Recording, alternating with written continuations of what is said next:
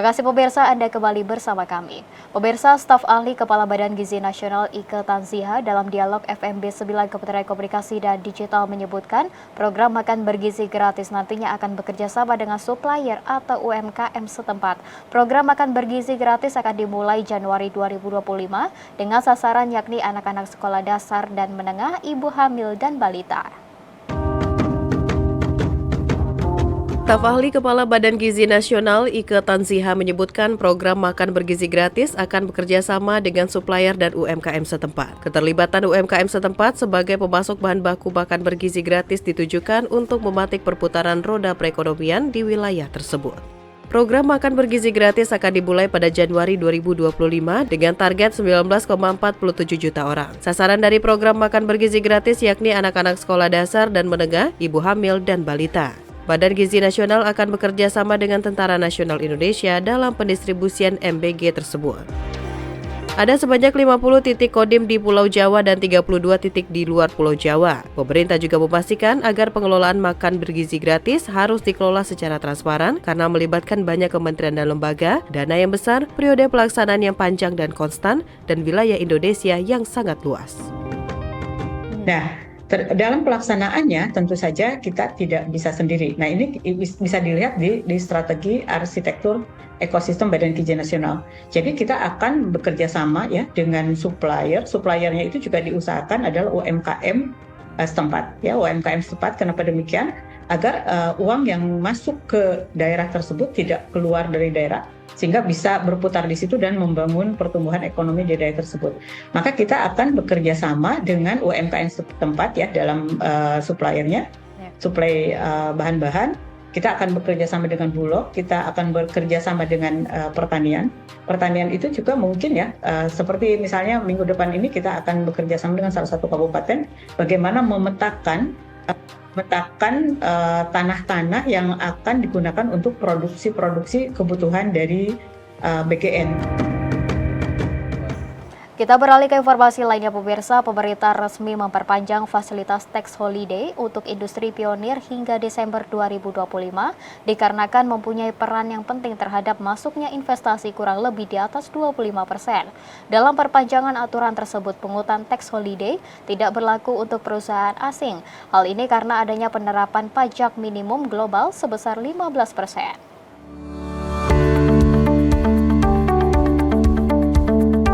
Pemerintah resmi memperpanjang fasilitas tax holiday untuk industri pionir hingga Desember 2025. Menteri Investasi dan Hilirisasi Kepala Badan Koordinasi Penanaman Modal, Rosan Ruslani, menyebutkan pembebasan pajak korporasi atau tax holiday dikarenakan mempunyai peran yang penting terhadap masuknya investasi kurang lebih di atas 25%. Perpanjangan tax holiday telah tertuang dalam Peraturan Menteri Keuangan Nomor 69/2024 tentang perubahan atas PMK 130/2020 tentang pemberian fasilitas pengurangan pajak penghasilan badan. Dalam perpanjangan aturan tersebut, pungutan tax holiday tidak berlaku untuk perusahaan asing. Hal ini karena adanya penerapan pajak minimum global sebesar 15%. Menteri Rosan menyebutkan penerapan pajak 15% hingga saat ini telah dilakukan oleh sekitar 100 negara.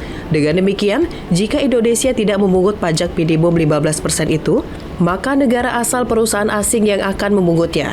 Hal ini menjadi salah satu cara untuk menarik minat perusahaan asing untuk berinvestasi di Indonesia. Tax holiday merupakan salah satu bentuk insentif fiskal yang diberikan oleh pemerintah Indonesia kepada para investor yang berminat untuk menanamkan modalnya di sektor-sektor industri yang dianggap strategis dan berdampak besar bagi perekonomian nasional. Dengan adanya tax holiday, perusahaan yang memenuhi syarat akan mendapatkan pembebasan atau pengurangan tarif PPh badan selama jangka waktu tertentu. Memang menyangkut dengan adanya GMT ini, Global Minimum Tax, yang rate-nya itu ada 15%, yang banyak sudah diberlakukan di banyak negara sebetulnya, hampir 100 negara lebih, dan memang ini mempunyai dampak kepada kita ya, tentunya kepada semua negara. Karena sekarang memang kita sudah melakukan adjustment, kita sampaikan bahwa memang apabila Global Minimum Tax ini diberlakukan, kalau kita tidak memungut pajak 15%, negara yang bersangkutan yang akan memungut. Pemirsa, pemerintah terus mendorong pelaku UMKM untuk mengadopsi teknologi digital agar dapat mendongkrak perekonomian nasional dan bersaing secara global. Menurut Wamenkom Digi Nezar Patria, pelaku UMKM bisa memanfaatkan teknologi digital untuk meningkatkan efisiensi dan produktivitas. Wakil Menteri Komunikasi dan Digital Nezar Patria menyatakan pemerintah terus mendorong pelaku UMKM untuk mengadopsi teknologi digital agar dapat mendongkrak perekonomian nasional dan bersaing secara global. Saat ini terdapat 67 juta pelaku usaha mikro, kecil dan menengah yang menyerap 97% lapangan kerja dan berkontribusi hingga 61% terhadap produk domestik bruto. Menurut Wamen Nezar Patria, Kementerian Komdigi juga menyiapkan infrastruktur dan talenta digital agar adopsi teknologi digital dalam bisnis UMKM lebih merata. Nezar pun mendorong langkah strategis digitalisasi UMKM melalui 3 Go, yaitu Go Modern, Go Digital, dan Go Online yang digagas Rumah Kreatif BUMN. Kementerian Komunikasi dan Digital akan menyiapkan sejumlah infrastruktur dan juga menopang sisi talenta digitalnya. Kita juga memberikan sisi pendampingan. Tentu saja kita berkolaborasi dengan beberapa lembaga untuk UMKM level up. Jadi kita naikkan kapasitas UMKM ini. Pemirsa, Menteri Koordinator Politik dan Keamanan Budi Gunawan menggelar rapat koordinasi tingkat Menteri Kabinet Merah Putih. Dalam rapat itu membahas pembentukan DEX yang tergabung dari kementerian dan lembaga. Dalam rapat koordinasi tingkat menteri yang digelar di Kementerian Koordinator Bidang Politik dan Keamanan bersama sejumlah Menteri Kabinet Merah Putih, Menko Polhukam Budi Gunawan menyampaikan hasil rapat terkait pembentukan 7 DEX.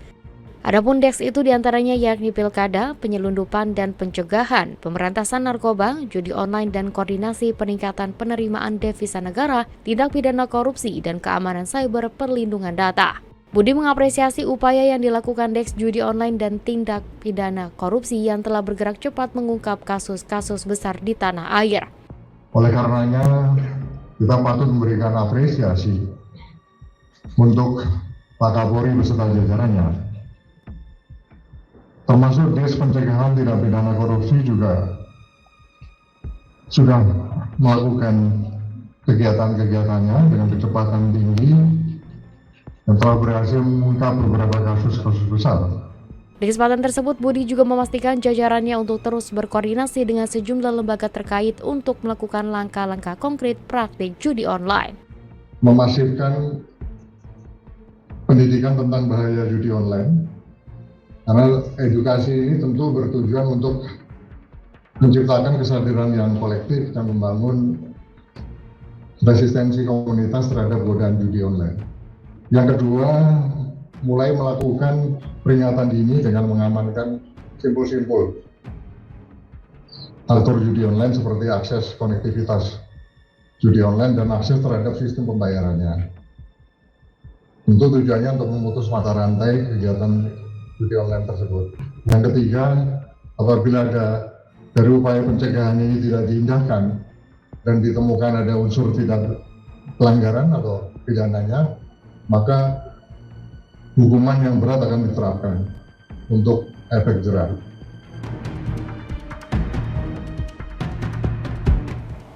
Pemirsa, kami akan segera kembali dengan informasi lainnya, tetaplah bersama kami.